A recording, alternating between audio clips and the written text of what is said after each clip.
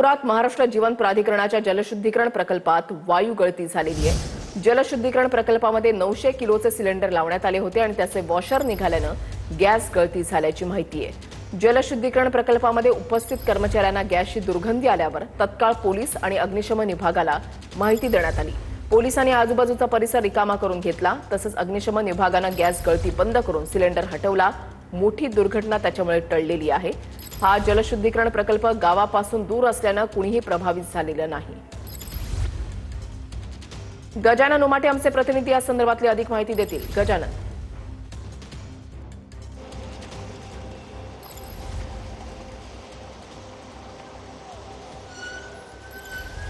नक्कीच काल सायंकाळच्या सुमारास नागपूर शेजारी असलेल्या शंकरपूर येथील जलशुद्धीकरण केंद्रामध्ये पुन्हा एकदा क्लोरीन गॅसची गळती झाली। वॉशर लीक झाल्याचं कळताच तात्काळ अग्निशमन विभागाला आणि संबंधित यंत्रणेला कळवलं आणि परिस्थिती नियंत्रणात आणली। तोपर्यंत पोलिसांनी शेजारचा परिसर जो आहे तो खाली करून घेतला होता।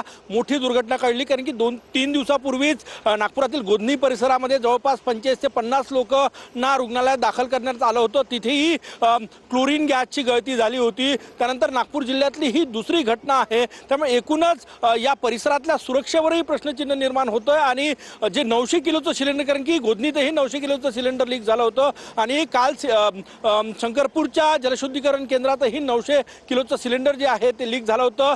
परिस्थिती वेळीच लक्षात आल्यामुळे जे आहे ते कोणाला रुग्णालयात दाखल करण्यात आलेलं नाही, परंतु हे नक्कीच चिंताजनक बाब आहे। आणि दुसरं महत्त्वाचं म्हणजे नागपूर शहराच्या लांब हा परिसर आहे आणि त्यामुळे जे आहे ते कुठलीही जीवितहानी किंवा कुठली हानी। नक्कीच धन्यवाद गजानन दिलेल्या सविस्तर माहितीसाठी।